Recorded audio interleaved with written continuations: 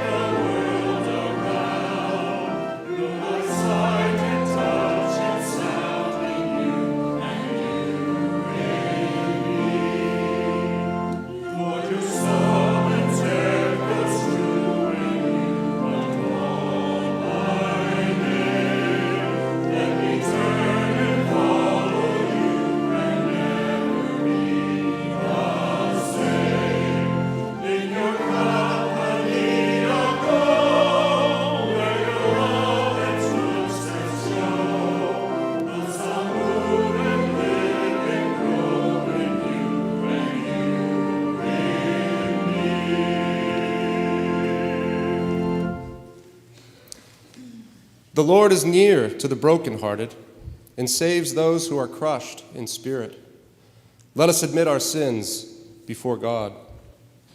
Lord, we so often hide the truth about ourselves and fail to hear our own words as others hear them.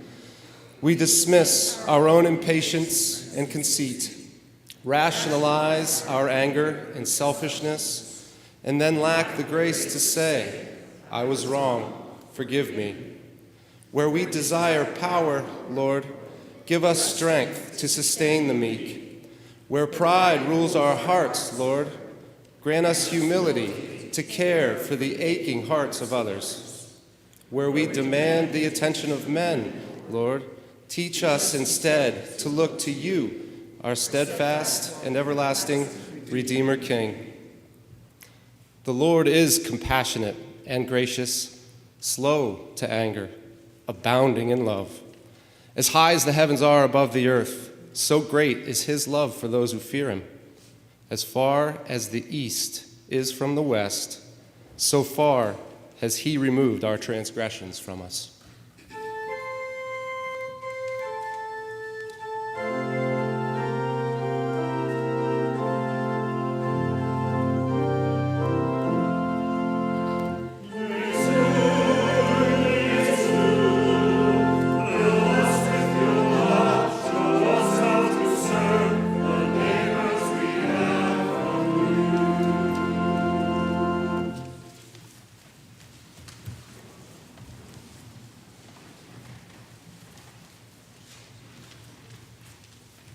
Welcome to worship at First Presbyterian Church. I call to the attention of the deacons that there is a deacons meeting tomorrow at 7 o'clock. Welcome to worship on Rally Day. The church school now has begun. All are welcome to participate. Thank you. Now will the children come forward?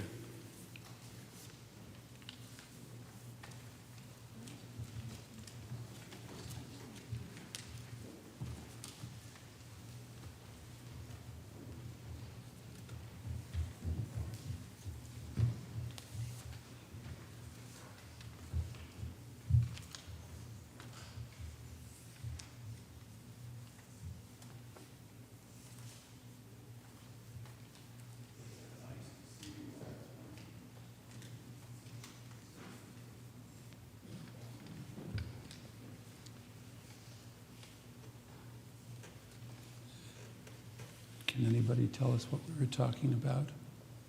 Who were they? The workers. And who are these? The soldiers. And who's this? The king and queen.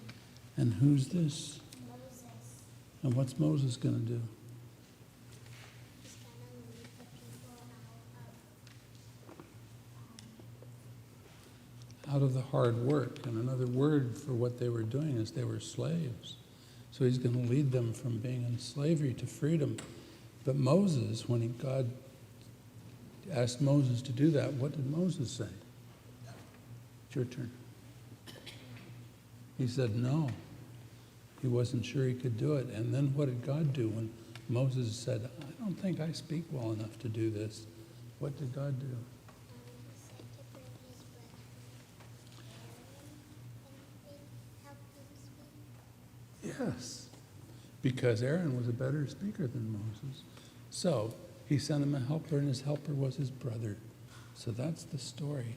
Next week, this is going to be different. So I'm going to ask you for how this can be different.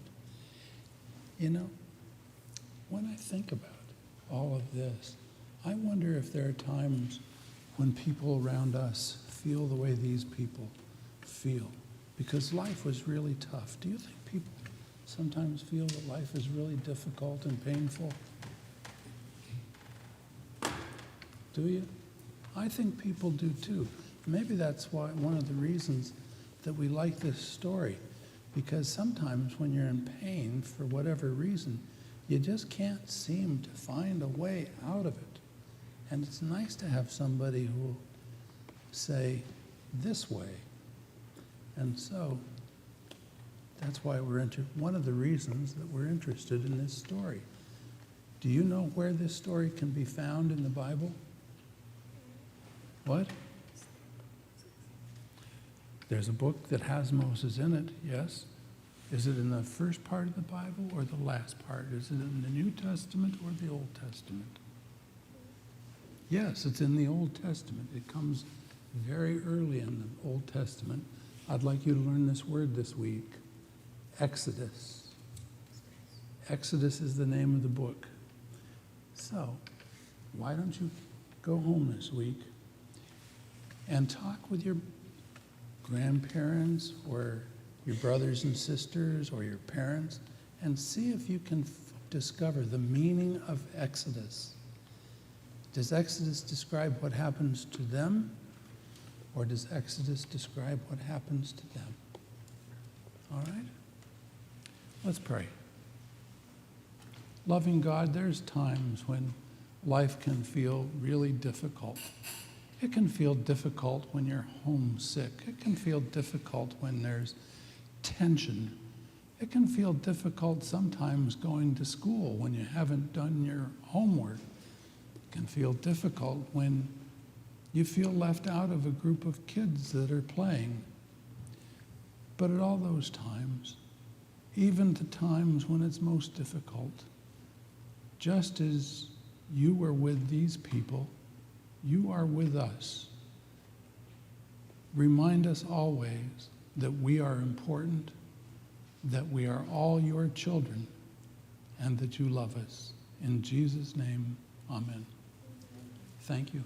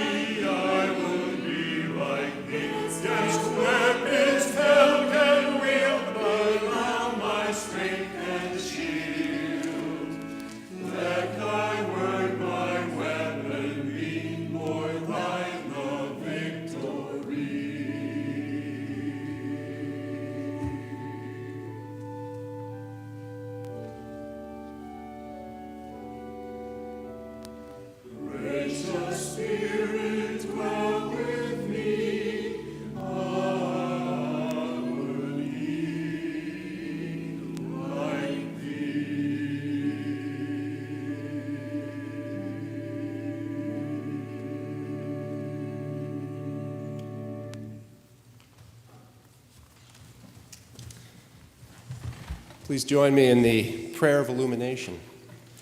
Guide us, God, by your word, that in your light we may see light, in your truth find freedom, and in your will discover peace through Christ our Lord. Amen. First lesson is from Isaiah 49, chapters 8 through 13. Thus says the Lord, in a time of favor, I have answered you. On a day of salvation, I have helped you. I have kept you and given you as a covenant to the people, to establish the land, to apportion the desolate heritages, saying to the prisoners, come out. To those who are in darkness, show yourselves. They shall feed along the ways. On all the bare heights shall be their pasture. They shall not hunger or thirst. Neither scorching wind nor sun shall strike them down. For he who has pity on them will lead them, and by springs of water will guide them. And I will turn all my mountains into a road, and my highways shall be raised up.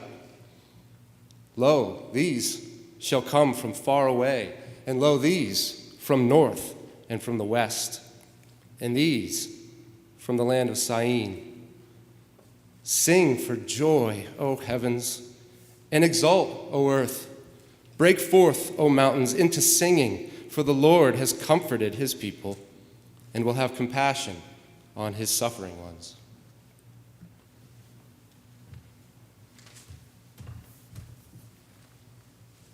And the New Testament lesson is from the Gospel according to Mark, chapter 8. Jesus went on with his disciples to the villages of Caesarea Philippi, and on his way asked his disciples, who do people say that I am? And they answered him, John the Baptist, and others Elijah, and still others one of the prophets. He asked them, but who do you say that I am? Peter answered him, you are the Messiah. And he sternly ordered them not to tell anyone about him. Then he began to teach them that the Son of Man must undergo great suffering and be rejected by the elders, the chief priests, and the scribes, and be killed, and after 3 days rise again. He said all this quite openly, and Peter took him aside and began to rebuke him. But turning and looking at his disciples, he rebuked Peter and said, get behind me, Satan, for you are setting your mind not on divine things, but on human things. And now, Logan, would you come forward, please?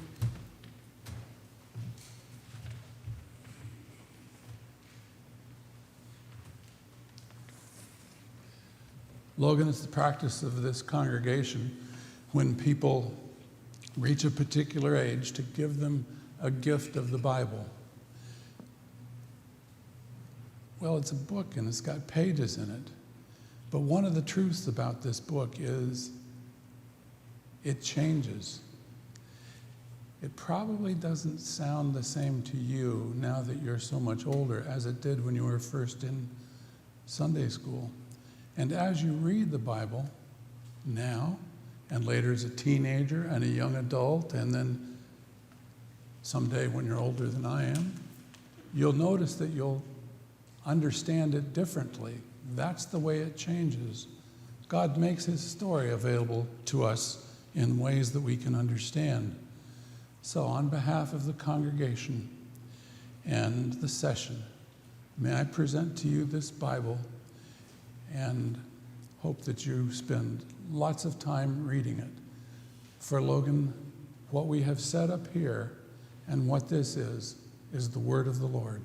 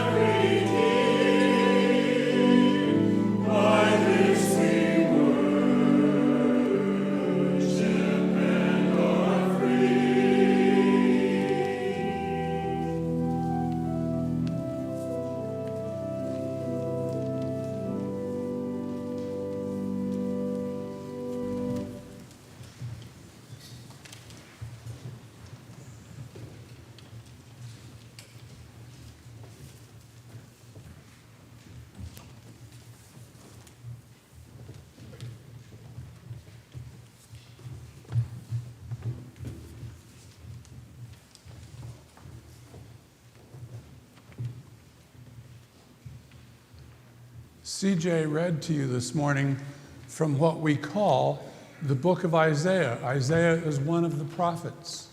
Now, if you're a historian reading the book, or a biblical historian reading the book of the prophets, you would notice that it covers an extremely large period of history. The prophet first did his work in the 8th century before the Common Era, and he finished his work in the 6th century before the Common Era. How do we know this? Because he didn't report significant things because he didn't know about them. Historians, therefore, and biblical scholars tell us that the book of Isaiah, the first part, was indeed written by a man named Isaiah. But they say the book has 3 sections. The first part by Isaiah, the original Isaiah. The second part, very similar to Isaiah, but its content and its grammar are significantly different. They call that second Isaiah. And the third part, the last part of this long but very interesting book, they called third Isaiah. Now, the book covers a period of time from before Jerusalem was overthrown to the time when Jerusalem was overthrown and the people were taken into exile.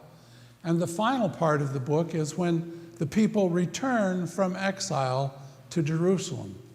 That was a long period of time. That's what would catch an historian's perspective. Now, if you're somebody who loves poetry, you might find your eye caught by the language that's used in the book of Isaiah. At one point in the book, God is talking about God's relationship with the people of Israel.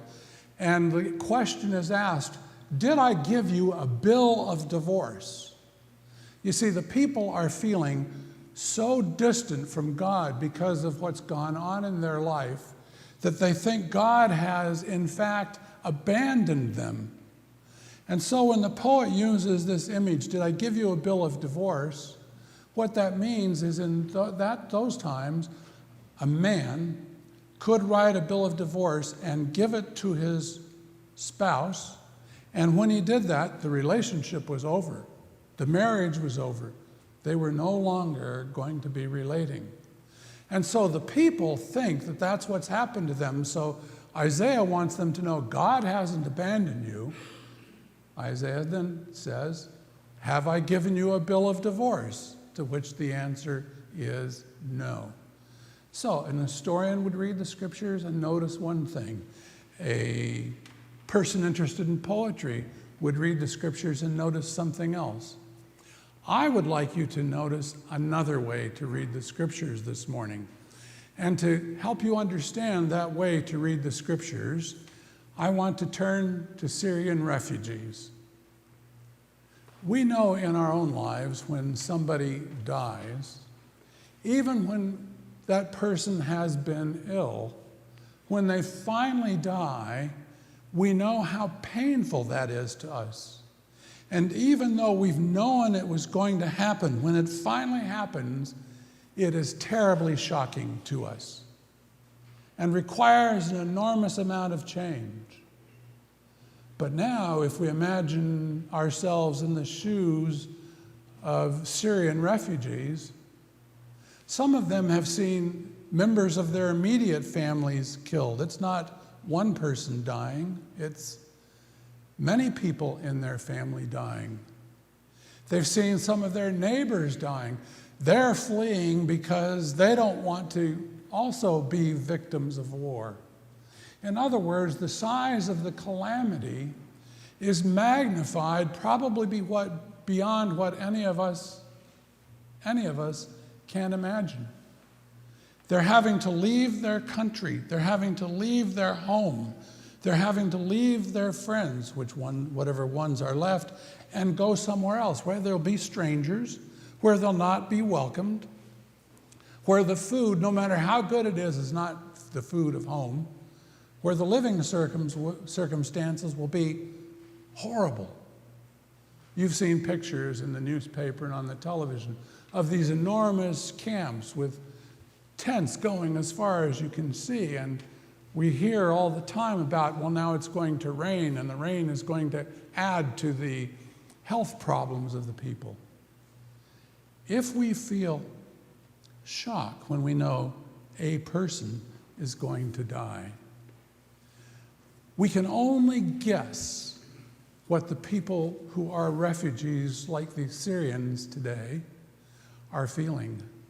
And maybe we need another word to go along with shock to try and get a little closer to understanding what they're going through. And the word I think that fits is trauma. They're experiencing individually and as a community an incredible trauma. Now, the historian will read the Bible looking for historical information. A person interested in poetry will look for the language. But now that I've introduced the trauma that the Syrians are going through, I suggest that we read the Bible as the story of trauma. As the story of trauma. How else can we describe what the people of Israel went through when the northern kingdom was destroyed? Doesn't trauma fit as a description for the siege that was put on Jerusalem, and then for the destruction of the temple and taking all those people into exile? Doesn't trauma describe what people experienced when they were in exile? And then even though they were returning home, now their hometown of Jerusalem looks different, it feels different, there are different people there, and it's hard to reestablish their community of faith. Indeed, Isaiah is writing a story.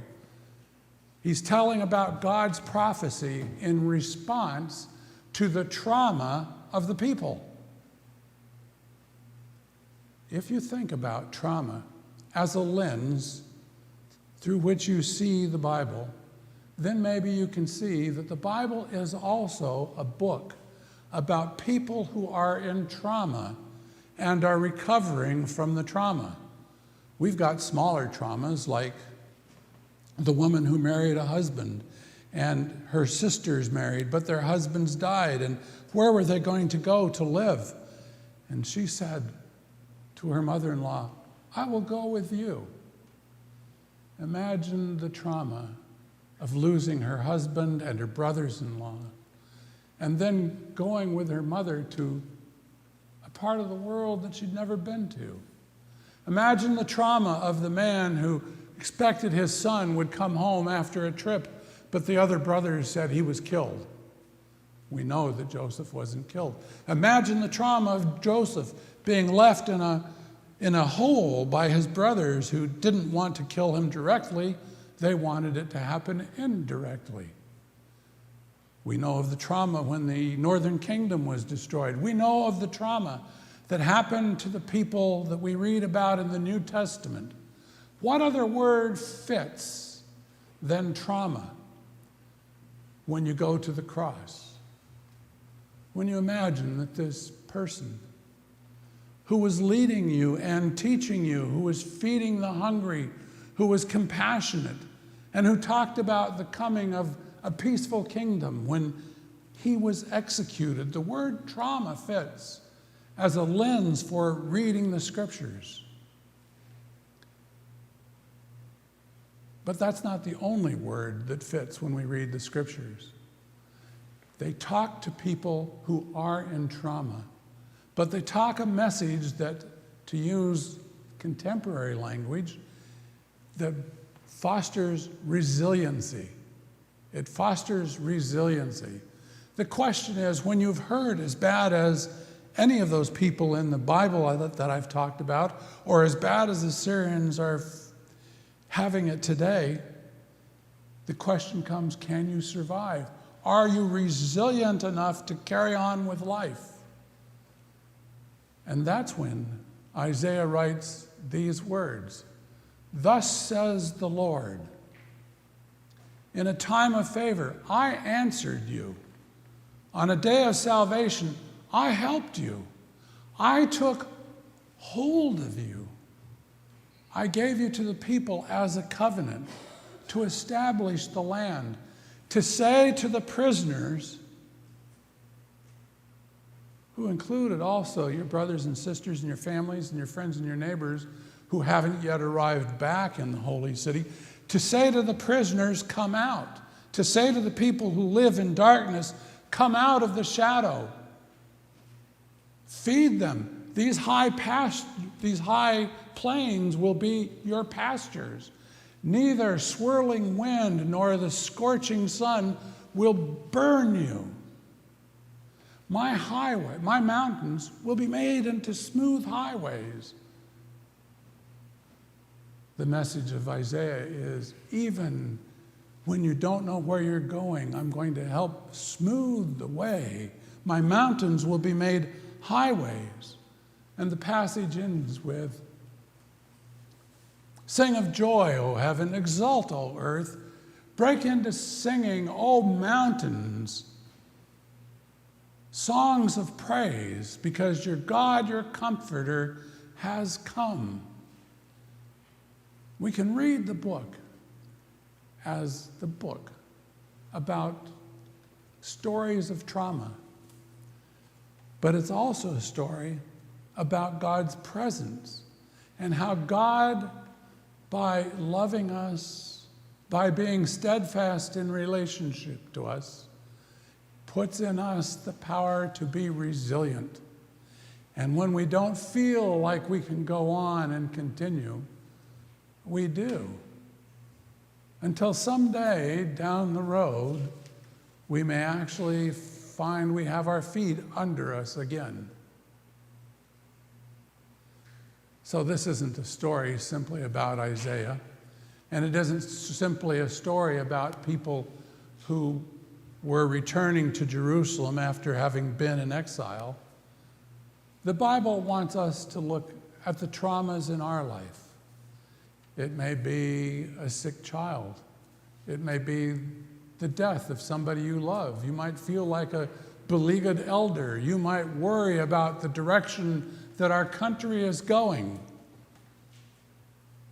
The whole time, all of my life, which is longer than a lot of people in this congregation, so in the last part of the 20th century and now into the 21st century, authors are writing about the demise of the church. Just as in Isaiah's time, they're writing about the demise of the people of God. But friends, that same word of hope, that word that gives us resiliency, isn't simply addressed to the people who return from exile to Jerusalem. It's addressed to us. So hear it again. Thus says the Lord, in a time of favor, I answered you. On a day of salvation, I helped you. I took hold of you. I gave you as a gift to establish the land. Tell the prisoners to come out. And if you feel like a prisoner, ask somebody to tell you that you're now free. Tell the people who've lived in darkness, come out of the shadow, for God loves you. They will no longer be hungry or thirsty. We will be able to survive. The mountains will be made into smooth highways. We get our resilience to go on because, as Isaiah says at this point in chapter 50 of the book, sing of joy, O heaven. Exult, O earth. Break out in song, you mountains, for God has come. Your God has come to comfort you. Trauma is not the last word. We're in God's hands. Resilience is the last word.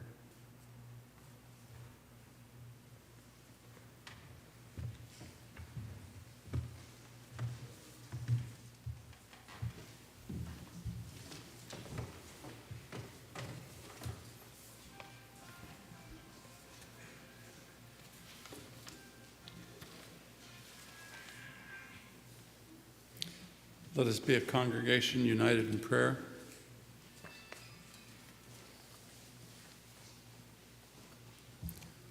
Lord Jesus, you prayed that your people would be one. Teach us how we may be a united people devoted to you. Be compassionate, O God, on all who are forced from their home because of war or natural disaster. Uphold them as they live through months and years of shock and trauma. Be present in their lives so that at the right time and in the right way, they will once again find purpose and hope in their lives. By the power of your Spirit, help all to see whether someone is a Christian or not, whether someone practices another religion or not. We are all your children. Teach us to be alert to the needs of others. Stir us to take notice of those families we only glance at every day, who may be struggling with debt, addiction, or homes that are falling apart. Open our minds to think of your beloved people that we rarely see, the sick, the lonely, the housebound, and those on the margins of society. Loving God, strengthen those who care for very sick members of their family, whose lives are increasingly constrained and marked by exhaustion. Grant them strength, humor, and understanding to make it through in each day, and inspire their friends and neighbors to visit and ask how they may help. Grant your Spirit fall upon our elders and teachers, on those who bravely step forward and accept the responsibility of raising a new generation in your love and wisdom.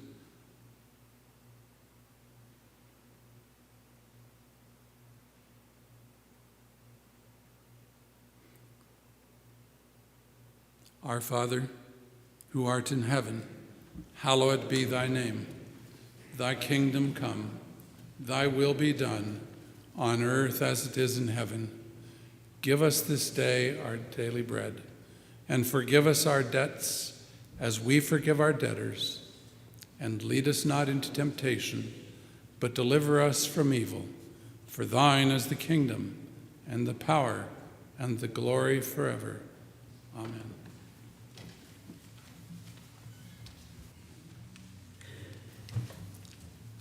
Let us present with joy our offerings of commitment and support for the works of Christ's church.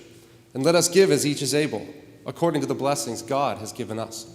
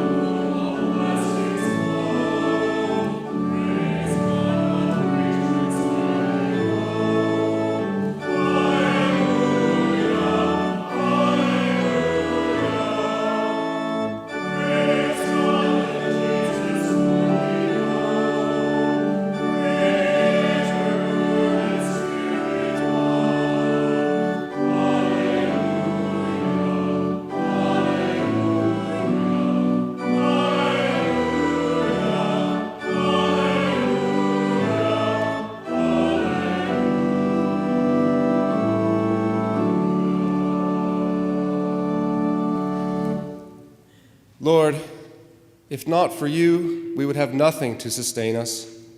Take these gifts, offered with willingness and openness of heart, to the work of your church, and use them to sustain others, to transform lives, to feed those who hunger for acceptance or food or shelter or love. Use our offerings today to foster justice and mercy, compassion and hope to your waiting world.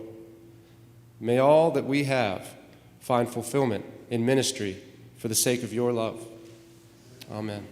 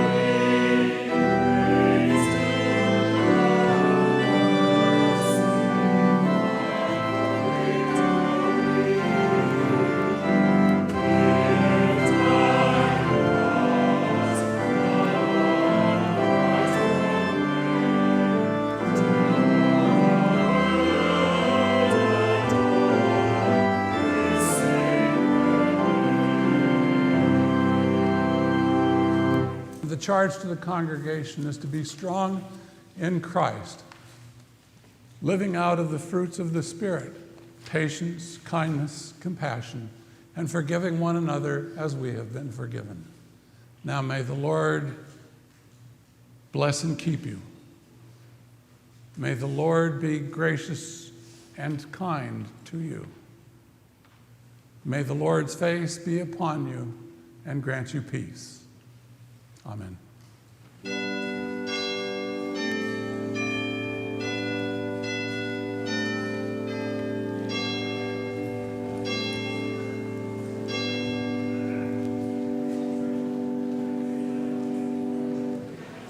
Hi, the peace of God be with you. Alan, the peace of God be with you. Hi, Dan. Peace of God be with you. Peace of God be with you. Flo, the peace of God be with you. Jim, peace of God.